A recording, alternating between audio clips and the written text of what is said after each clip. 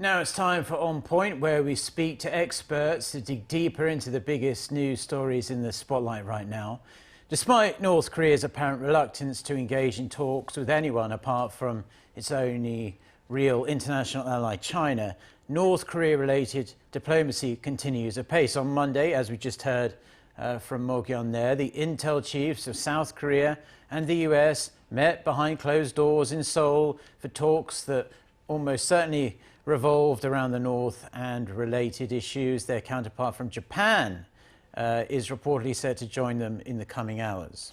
For more, we are joined on Skype by Professor Ramon Pacheco Pardo, Professor of International Relations at King's College London and the author of the book North Korea-U.S. Relations from Kim Jong-il to Kim Jong-un. Professor, good morning. Thanks for having me. We hear the intel chief from Japan will join his South Korean and U.S. counterparts soon, given the regime's missile launches in recent weeks and its lack of response to Washington's efforts to reach out.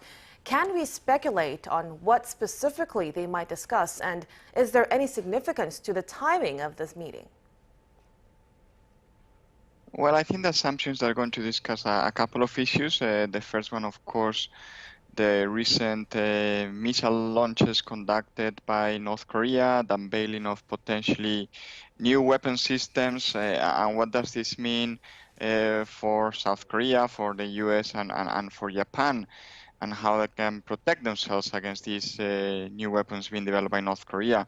And secondly, the expectation is that they will also keep on discussing how to try to resume dialogue with Pyongyang, because we have seen obviously the South Korean government is keen to resume dialogue, but also the Biden administration.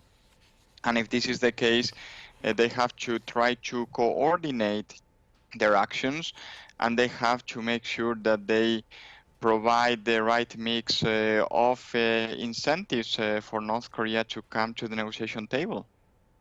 And these series of meetings here in Seoul regarding the intelligence chiefs comes as the chief nuclear envoys of the three sides have been meeting or are about to meet in Washington.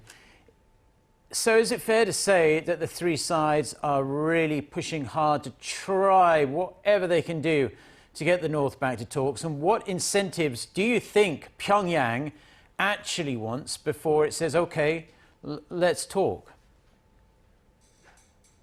I think it is fair to say that they're really coordinated, especially South Korea and the U.S., how to try to resume diplomacy, to resume dialogue before President Moon leaves office in the spring of next year.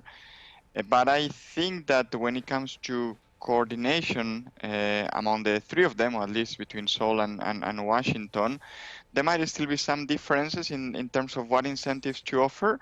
I think South Korea would be willing to be more open to offer economic incentives that the U.S. seems not to be willing to offer at this point, for example, in terms of sanctions relief, or at the very least interruption of application of sanctions. So I think that there's still some differences between Seoul and Washington, not as big as they have been reported, but it is true that they still have to find a middle ground between the concessions that they're willing to make as a starting point, or the incentives they're willing to make as a starting point, to bring Pyongyang back to the negotiation table.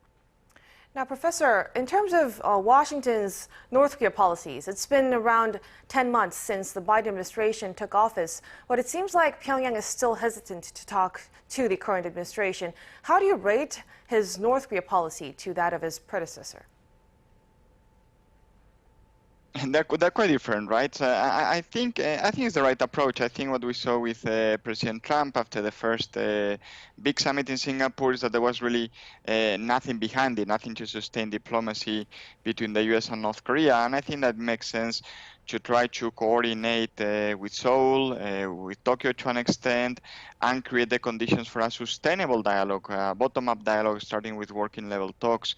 Having said that, we're in the middle of the pandemic, and obviously North Korea has closed its borders essentially since January 2020.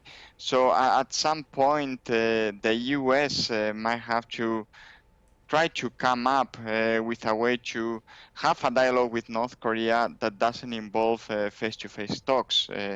This probably will be some sort of online meeting, for example, but North Korea has been reluctant to this when it comes to diplomacy. So I think here's the problem with the approach of the Biden administration, the response from North Korea, that they're very far apart when it comes to the mode of communication, because North Korea, I think, is not as open as we would like to have this online dialogue with the U.S. or with any other country, really. Yeah, and it seems that President Biden has his hands full with domestic issues as well right now, so perhaps he isn't really concentrating too much on North Korea, with him trying to pass his massive infrastructure bill. But finally, before we let you go, the Pentagon has released this assessment saying it's highly unlikely North Korea is ever going to surrender its nuclear weapons, calling them a bargaining chip that the regime's leadership consider absolutely vital to its very survival. Now, that is hardly groundbreaking news. So are these endless stream of meetings, bilateral, trilateral talks, really doing nothing more than just having the three sides reaffirm their positions and kicking the can down the road, so to speak? I think that the issue here is that obviously this has no easy solution, otherwise we would have been solved years, if not decades ago. But I think the issue here is that it is right. For the U.S., clearly the priority in terms of foreign policies is China. That's number one, number two, and number three. And North Korea and other issues are really secondary, never mind the domestic agenda that you were mentioning. And I think what we see here is that if North Korea at some point, which we think it will, reopens the border, re-engages in diplomacy, I think what the U.S. and South Korea want, together with Japan, is make sure that the positions align and that there are no disagreements between the countries that would have to negotiate with North Korea. The problem, of course, is that we don't know how long it will take for North Korea to come back to the negotiation table, and that it is true that for the Biden administration, the current situation is comfortable because it can keep on focusing on China, and it is showing that it's open to dialogue. So to an extent, Washington could argue that it is up to Pyongyang to accept the offer to negotiate with the U.S., with South Korea, and with other countries as well. Unfortunately, we are out of time, Professor, but we thank you as always for your insights, and we do look forward to speaking to you again in the near future. Thank you. Thank you.